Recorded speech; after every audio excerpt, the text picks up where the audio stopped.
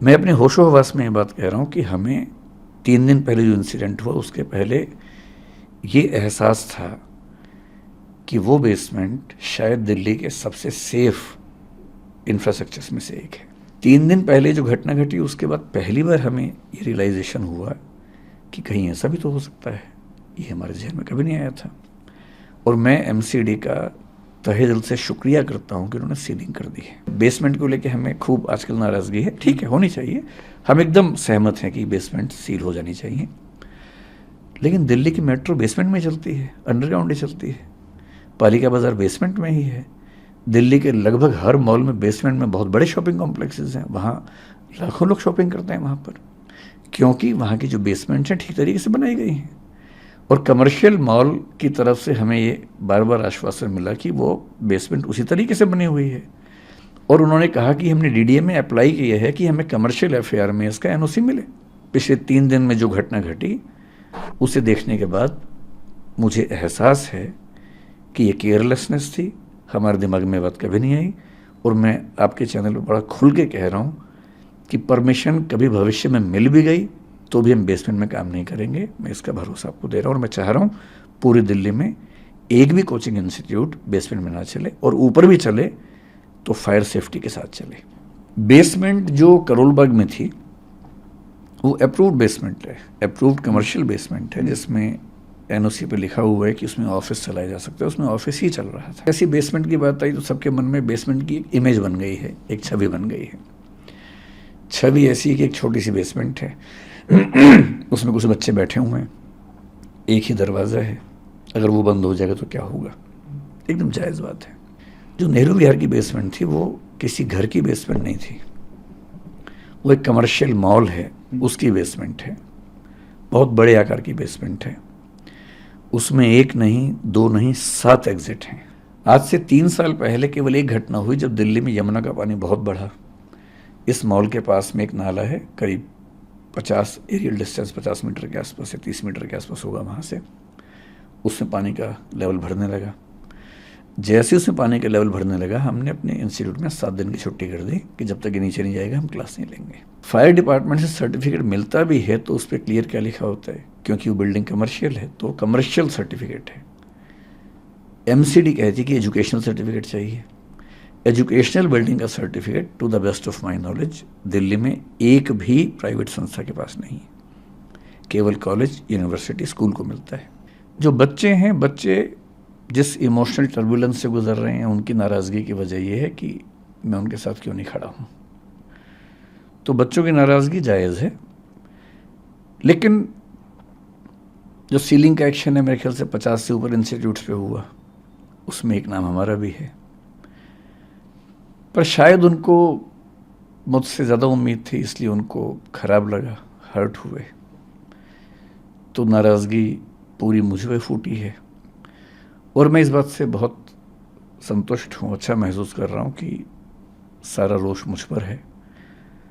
कम से कम मैं इस बात को लेकर निश्चिंत हूँ कि वो मानते हैं कि मुझे उनके साथ और सही पक्ष में खड़ा होना चाहिए था। तो इसके लिए मैं कृतज्ञ हूँ कि उन्होंने इतना गुस्सा मुझ पर किया। मीडिया ने गुस्सा क्यों किया? क्योंकि चैनल्स को व्यूज़ चाहिए, और जिसके नाम पे व्यूज़ मिलते हैं, अभी तुक्के से पिछले कुछ समय से मुझे व्यूज़ मिल रहे हैं, तो मेरा नाम लिख के गाली देने में व्यूज़ ज़्यादा मिलते हैं, इसलिए मेरा नाम सबसे ऊपर रहता है। तो सबकी अपनी अपनी वजह है। जैसे आज़ादी की लड़ाई में वजहें सबकी अपनी अपनी थी, उन सब का नाम था आज़ादी, अंग्रेज़ों से मुक्ति। तो इस मामले में भी वजहें सबकी अपनी अपनी हैं, लेकिन सबके पास एक सुविधाजनक नाम है कि उसको गाली दो, कुछ वर्चुअल मॉब लिंचिंग जैसा करो, और सुख भी मिलता है। जब हम किसी को गाली देते हैं तो सुख तो मिलता ही है। तो सब इसलिए पीछे पड़े हैं, सबकी अपनी अपनी वजह हैं। लेकिन ठीक है, जब यूट्यूब ने, सोशल मीडिया ने मुझे प्रसिद्धि दी पिछले 3-4 साल में, मुफ्त में इतनी सारी प्रसिद्धि मिली, तो क्या होता है कि जब कुछ मिलता है तो हमें लगता है कि हम डिज़र्व करते थे, और जब कुछ विपरीत होता है तो हमें लगता है कि मेरे साथ ही क्यों हो रहा है। तो जिस तर्क से लोगों ने इतना स्नेह दिया, उसी तर्क से लोगों ने इतनी नाराज़गी मुझ पर उड़ेली। लोग एकदम ठीक हैं, गुस्सा एकदम जायज़ है, पर मेरी अपनी वजह है कि मैं इतना लेट क्यों हुआ। दूसरा सवाल आपका ये है कि मैंने इतने समय तक कोई प्रतिक्रिया क्यों नहीं दी। इसकी दो वजह हैं। एक तो मेरा स्वभाव, क्योंकि मैं भावनात्मक मामलों में बहुत मुखर और एक्सप्रेसिव नहीं हूँ। 3 बच्चों की डेथ हुई, दर्दनाक मृत्यु हुई। उस दिन से मेरे घर में हम लोग, आपको बड़ा आश्चर्य होगा, जो पिछले 2 दिन में हो रहा है उससे मुझे परेशानी लगभग नहीं के बराबर है। सारे चैनल्स मेरे पीछे पड़े हैं, इससे मुझे परेशानी नहीं के बराबर है। मेरे परिवार में लोग अचंभित भी रहते हैं कि मैं इतना सामान्य कैसे रह लेता हूँ। मुझे ज़्यादा चिंता दूसरी बात की है कि 3 दिन से हम घर में जब बात करते हैं या सोने जाता हूँ, नींद के नज़दीक पहुँचता हूँ, तो बार बार एक इमेज बनती है कि जब पानी भरा होगा तो उन बच्चों पर क्या गुजरी होगी। क्योंकि 1-2 बार ऐसा हुआ कि नदी में तैरते हुए पानी नाक में भर गया, 1-2 सेकंड्स के लिए डूबते डूबते मरे, मतलब बचे। कितना पेनफुल होता है वो 2-3-5 सेकंड, जो हम तो खैर 2-3-5 सेकंड में फ्री हो गए, निकल गए उससे। पर उन बच्चों ने तो कम से कम 1-1.5-2 मिनट, मुझे नहीं पता कितना समय इस चीज़ का होता है, लेकिन लगभग इतना होता ही होगा, झेला ही होगा। उम्मीदों की जब आखिरी कड़ी टूटी होगी, जब टेबल पे चढ़े होंगे बचने के लिए और पानी इतना सारा आ गया होगा। मेरी इस पूरे प्रकरण में मूल चिंता उस अनुभव को महसूस करने की है, और वो दुख है। तो ऐसे दुख में उनके पेरेंट्स को मैं जानता नहीं हूँ, मैं उनसे कैसे अपनी बात कहूँ, कैसे उनसे मिलूँ। दूसरा, जो विद्यार्थी इस समय आंदोलन में हैं, उनकी सारी बातें जायज़ हैं, लेकिन वो जिस उम्र में हैं, जिस गुस्से में हैं, थोड़ा सा ये भय भी होता है कि अगर हम जाके बात भी करें तो उस समय वो पूरी बात सुनेंगे या नहीं सुनेंगे। अच्छी बात है कि आज ऐसे 3-4 बच्चों से मेरा मिलना हुआ है। मैं भी एक मीटिंग से आ रहा हूँ, एलजी साहब ने बुलाई थी मीटिंग, उसमें कुछ बच्चे भी आए हुए थे और कई इंस्टीट्यूट्स के ऑनर्स भी थे, दिल्ली सरकार के आला अधिकारी भी थे, डीडीए से, एमसीडी से, फायर डिपार्टमेंट से, चीफ सेक्रेटरी दिल्ली सरकार के वो भी थे। तो वहाँ थोड़ी सी बच्चों से मेरी, मतलब 1-to-1 नहीं, लेकिन हाँ मीटिंग के दौरान बातें हुई। अब मुझे लगता है कि वो सहजता है, हो सकता है कि मैं आज या कल में बच्चों से मिलूँगा। क्या दिल्ली सरकार का कोई मंत्री, जिस मीटिंग का आप जिक्र कर रहे हैं एलजी साहब के साथ अभी चंद घंटों पहले हुई, क्या कोई दिल्ली सरकार का मंत्री भी था उसमें?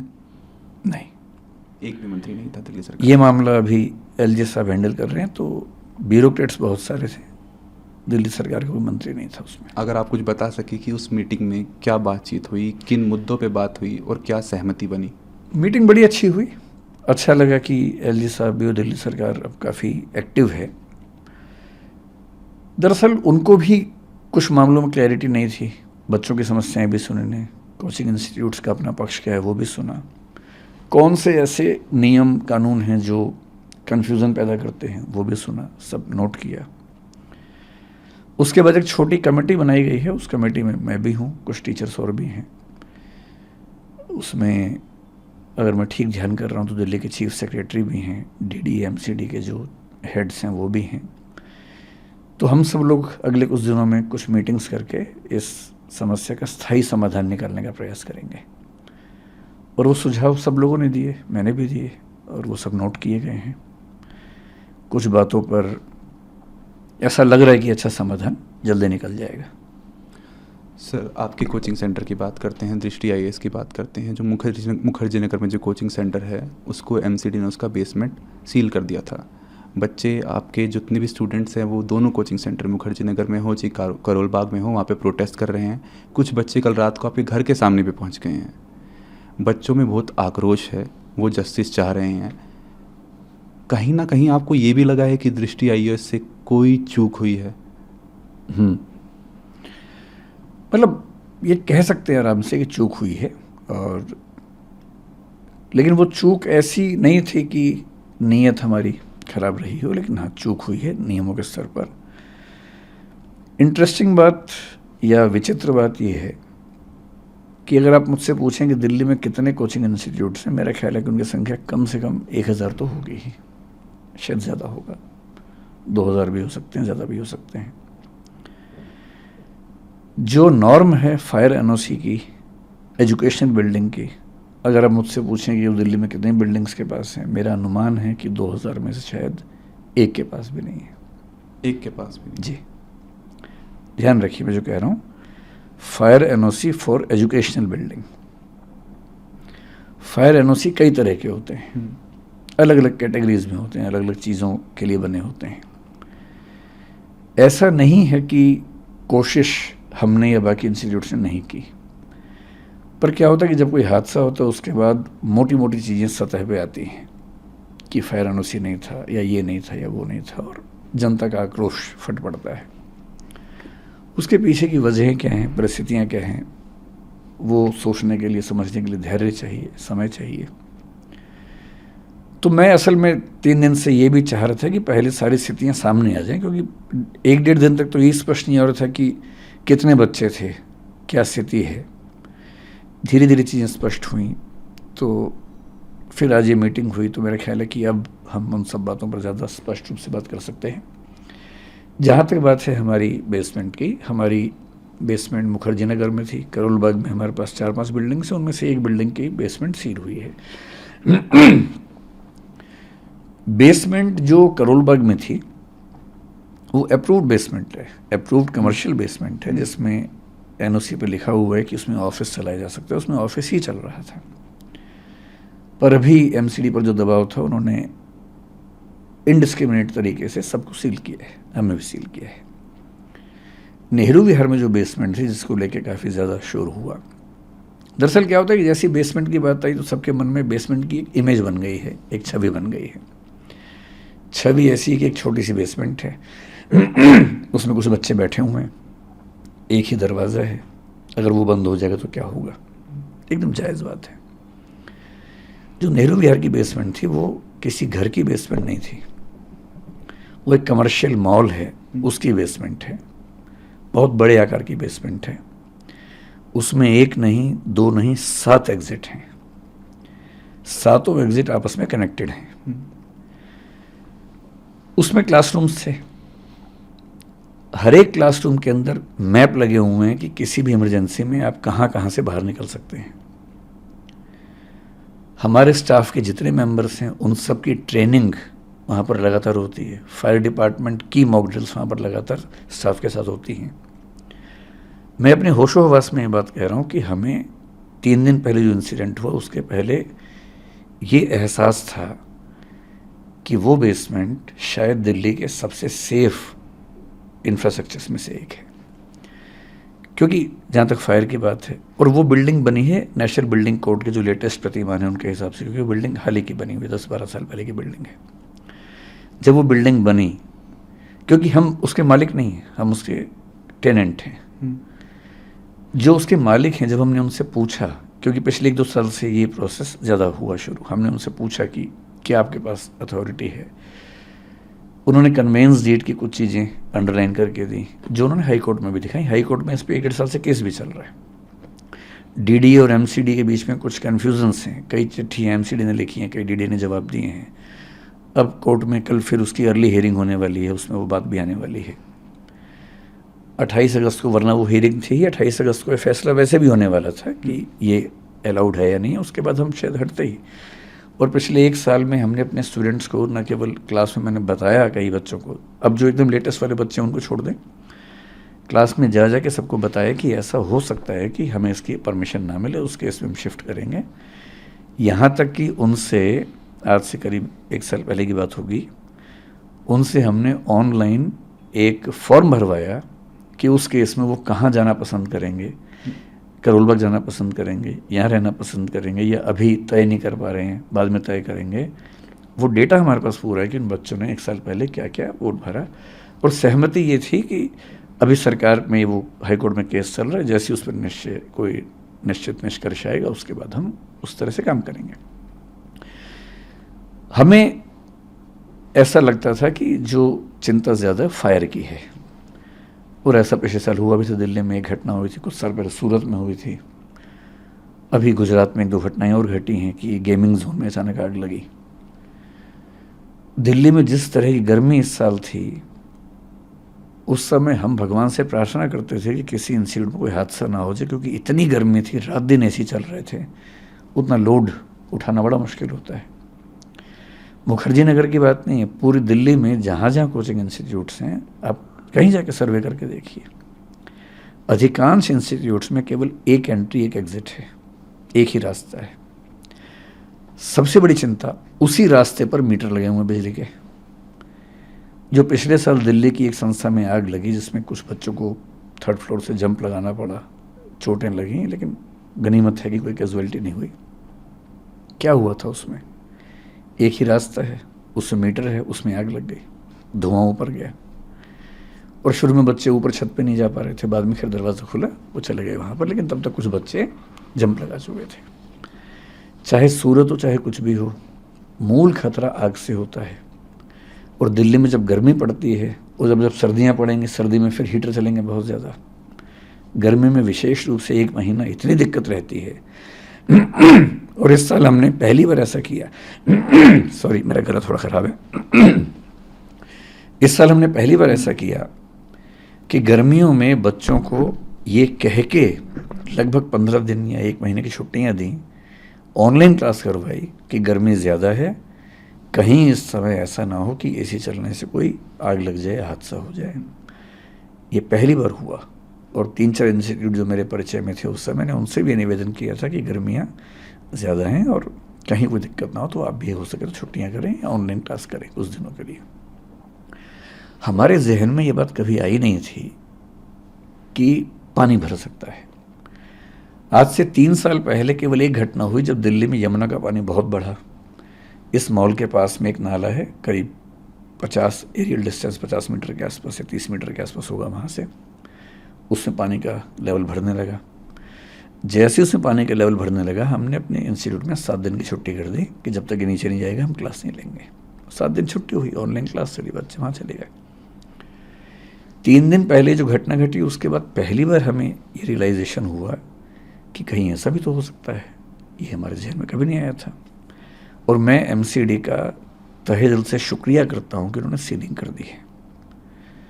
और मैं चाहूँगा कि पूरी दिल्ली में जहाँ भी कोई ऐसी बिल्डिंग हो जहाँ अनसेफ तरीके से क्लासेस चलती हों, हमारी हो किसी की भी हो, स्ट्रिक्ट एक्शन हो, लेकिन एक पॉलिसी सरकार की तरफ से बन जाए जो पॉलिसी मतलब क्लियर कट हो, ट्रांसपेरेंट हो। जैसे भी फायर सर्टिफिकेट को लेकर बड़ी दिक्कत है।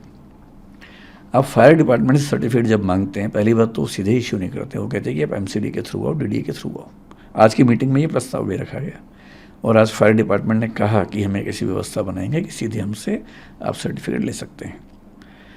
फायर डिपार्टमेंट से सर्टिफिकेट मिलता भी है तो उस पर क्लियर क्या लिखा होता है, क्योंकि वो बिल्डिंग कमर्शियल है तो कमर्शियल सर्टिफिकेट है। एमसीडी कहती है कि एजुकेशनल सर्टिफिकेट चाहिए। एजुकेशनल बिल्डिंग का certificate to the best of my knowledge Delhi में एक भी प्राइवेट संस्था के पास नहीं है, केवल कॉलेज, यूनिवर्सिटी, स्कूल को मिलता है। और ये भी क्यों हुआ? क्योंकि 2020 से पहले डीडीए की भाषा में हम एजुकेशनल बिल्डिंग वाली एक्टिविटी में नहीं थे, हम कमर्शियल एक्टिविटी में थे।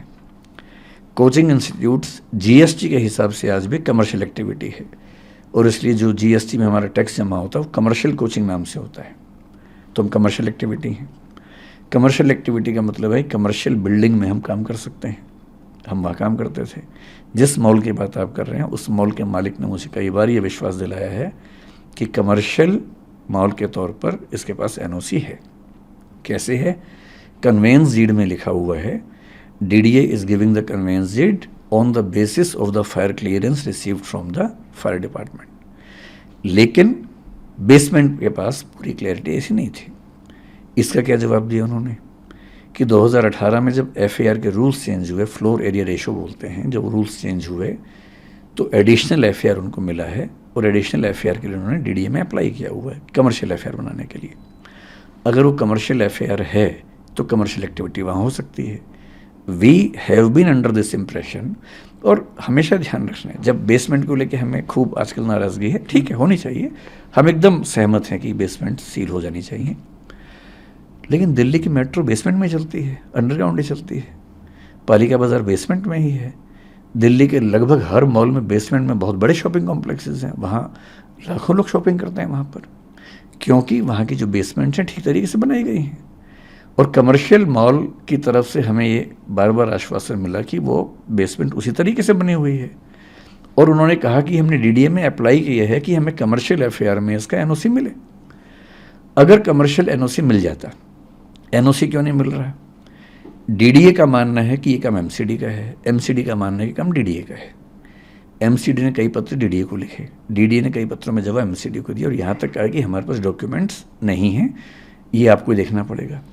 पिछली मीटिंग में हाई कोर्ट में डीडीए ने पहली बार ये कहा कि हम एमसीडी को राइट्स दे रहे हैं, और अब एमसीडी जो कल हियरिंग होने वाली, शायद उसके बाद हमें वैसे भी इशू करती, या तो परमिशन मिल जाती या वो इशू करती कि आपको ये छोड़ना पड़ेगा, तो हम छोड़ते उसको। मतलब बेसमेंट होने मात्र से चीज़ें जैसी फैल जाती हैं। मैं आपसे फिर कह रहा हूँ, ऑन रिकॉर्ड कह रहा हूँ, उस बेसमेंट का पूरा लेआउट स्ट्रक्चर एमसीडी को हमने सबमिट किया हुआ है, डीडीए को सबमिट किया हुआ है, फायर डिपार्टमेंट को सबमिट किया हुआ है एनओसी के लिए कुछ महीने पहले। अब तक वहाँ से रिजेक्शन भी नहीं आया उसका, और उसमें 7 फायर एग्जिट्स बड़े बड़े, वो सब उसमें नक्शे में है, और नक्शे में नहीं है, वो रियलिटी में भी है। सर आपने अभी एक बात बोली, लेकिन इसके बावजूद पिछले 3 दिन में जो घटना घटी, उसे देखने के बाद मुझे एहसास है कि ये केयरलेसनेस थी, हमारे दिमाग में बात कभी नहीं आई। और मैं आपके चैनल पर बड़ा खुल के कह रहा हूँ कि परमिशन कभी भविष्य में मिल भी गई तो भी हम बेसमेंट में काम नहीं करेंगे, मैं इसका भरोसा आपको दे रहा हूँ। और मैं चाह रहा हूँ पूरी दिल्ली में एक भी कोचिंग इंस्टीट्यूट बेसमेंट में ना चले, और ऊपर भी चले तो फायर सेफ्टी के साथ चले। मैं आपको एक बात और स्पष्ट कर देता हूँ यहाँ पर, आपको हो सकता लगे कि मैं बहुत बड़ी बात बोल रहा हूँ, मैं खुल के ये बात कह रहा हूँ। बिल्डिंग सेफ्टी नॉर्म्स के मामले में जितनी शिद्दत से हम कोशिश करते हैं, मुझे भरोसा है कि वैसी शिद्दत कहीं आपको नहीं मिलेगी। अगर आप चाहेंगे, मैं भी आपको अपने व्हाट्सएप में एक चीज़ दिखाऊंगा। हमारे पास एक, आप, मुझे नहीं पता बाकी इंस्टीट्यूट्स क्या करते हैं, मैं अपना बता रहा हूँ आपको। 2 महीने पहले, 3 महीने पहले हमने एक वैकेंसी निकाली, क्योंकि हमने 1.5 साल पहले एक डिविजनल हेड रैंक का ऑफिसर बनाया अपनी कंपनी। डिविजनल हेड हमारे यहाँ सीनियर मैनेजमेंट का पार्ट है, जो केवल सेफ्टी देखेगा बिल्डिंग्स की। उसका एक ही काम था, बिल्डिंग की सेफ्टी देखना। जनवरी 2023 में हमने एक व्हाट्सएप ग्रुप बनाया, मैं उसका मेंबर हूँ। उस ग्रुप का काम क्या है, 16 पॉइंट्स उसमें लिखे हुए हैं, जिसमें एक लिखा हुआ है कि मैंने चेक कर लिया है कि सारे दरवाजे खुले हैं, फायर एग्जिट साफ़ है, उसमें कोई बाधा नहीं है, छत के दरवाजे खुले हुए हैं, कोई इमरजेंसी होने पर बच्चे बाहर निकल सकते हैं। वो सब 16 पॉइंट्स हैं उसमें।